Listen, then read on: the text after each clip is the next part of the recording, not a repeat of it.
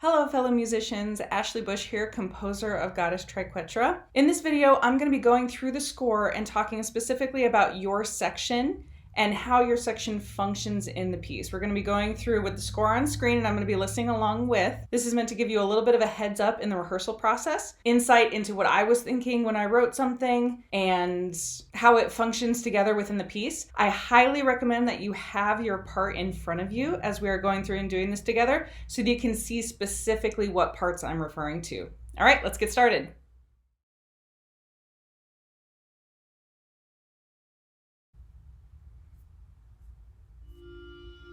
Can't get enough of that vibraphone in the beginning. So creepy. Ah, yes, the air sounds.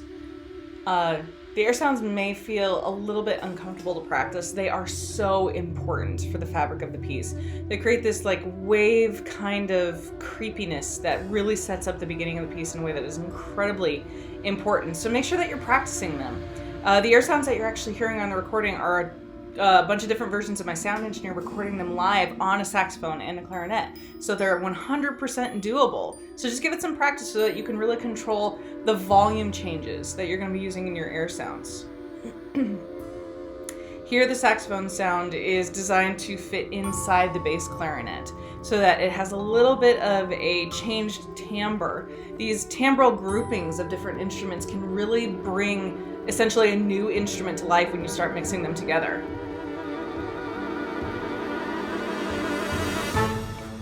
So right off the bat, when you have these tenuto to eighth note rhythms that are being presented, make sure that you're really emphasizing the difference between a tenuto eighth note and a staccato eighth note. Da da.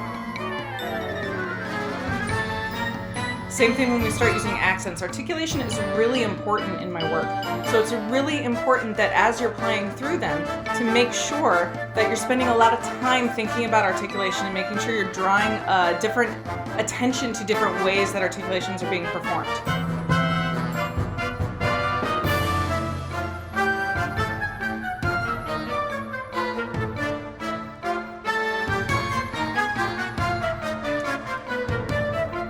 Here, make sure that you're listening up to the flutes and the clarinets. There's going to be lots of places where the saxophone is emphasizing places that are being emphasized with a sharp accent in the upper woodwinds.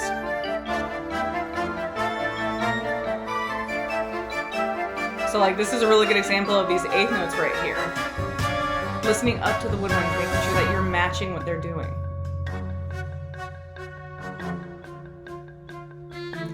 The exhales, yes.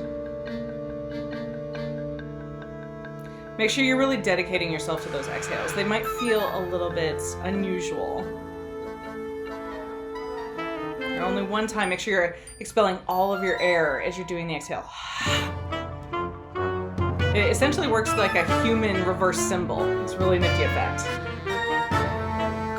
Ah, yes, if you have the saxophone solo here, it's so important, again, going back to those different articulations that you're really emphasizing.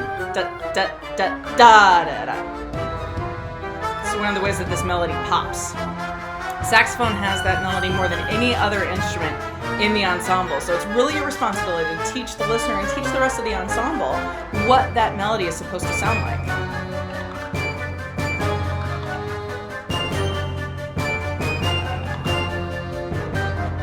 Here, accuracy is really essential, 100%, because you may be finding that your parts don't quite line up where you think they're going to. My music is very difficult to predict when you're playing, so making sure that you're counting and being as specific as possible, or being essentially perfectly specific about where your rhythms are being placed, and then being assertive about them, not being tentative, making sure that you are putting 100% behind every single one of those accents. Ah, yes. Now we get to the humming. So the saxophones and the bass clarinet are the first ones to do this humming effect. And it is so incredibly important that you dedicate yourself 100% to performing this humming. If you can imagine like those old medieval pictures we see of churchgoers that are kind of walking around with those hoods down and holding candles, this is kind of the effect that we're going here. And it's more important to me that you are 100% dedicated to making sure that that effect is being done in the way that it was designed to do, in the way that it is described in the notes, that no matter when you start, you shouldn't be starting with the person next to you, that you complete your phrase and make it as musical as possible. And if you bleed a little bit over into the measure after it, that's fine. Just making sure that you're keeping count and keeping track of where you are in the score. Ah, yes, here, this little short saxophone choir thing, making that as warm a sound as possible. We're kind of flipping the piece on its head a little bit with that choir sound, because all of a sudden we get this really warm, pretty, beautiful kind of sound that is going to be violently shifting at the end of this brass choir section as we move into the flute solo. The saxophones really set up this part of this feeling of a false sense of security, that, you know, have we moved to something that's going to be feeling a little bit better, feeling a little bit safer? Nope, sorry, we haven't.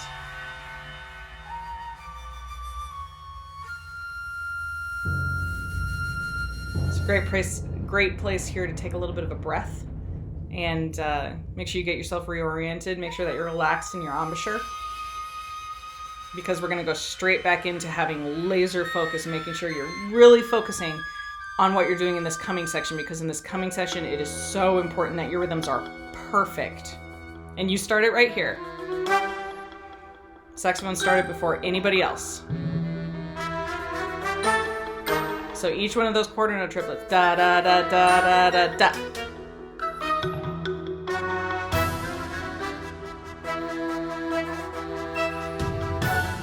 And really the saxophones are leading the section here, leading the entire ensemble. Because you have this really prominent kind of cut-through timbre that's specific to your instrument.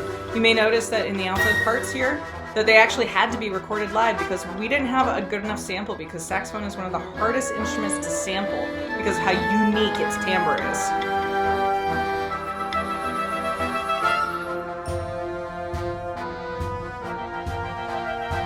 So here the section's kind of split in half, as you can see, between the high saxophones and the low saxophones.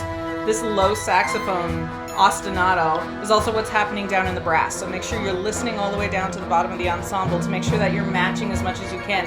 And to have the brass and the low saxophones mixing together for this timbre creates a whole new instrument and a whole new timbre. And it sounds really, really nifty as long as everybody is really 100% dedicated to it. Yes, coming into this part. So it is so important that you are counting specifically and 100% dedicated to every single entrance you're going to be coming in here, because they aren't necessarily predictable. And when there's woodwinds doing this by itself, you have to remember that saxophones are the meatiest part of the woodwind section, and so it's going to be your responsibility to support everything, to be the bottom of everything else that's happening in the woodwind section. Really emphasize that leap. I know it can be a little bit of a challenge. Here you should be playing as loud as you are physically capable, as long as you're controlling pitch. Controlling pitch is going to be really essential here, because all of these chords are really crunchy and really dissonant, and they are only going to project as the chords they are if you're right in the middle of the pitch. If there's any sort of deviation in intonation, the effect is not going to be the same. It's going to sound like mush.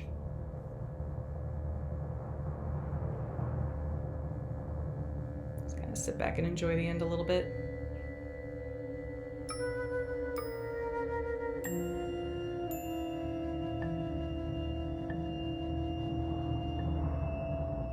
Really love that bowed vibraphone. All right, so if you have any questions, you should have my contact information, and we can always chat via Zoom or some other online device, and I'd be happy to answer any of those questions. Otherwise, happy rehearsing.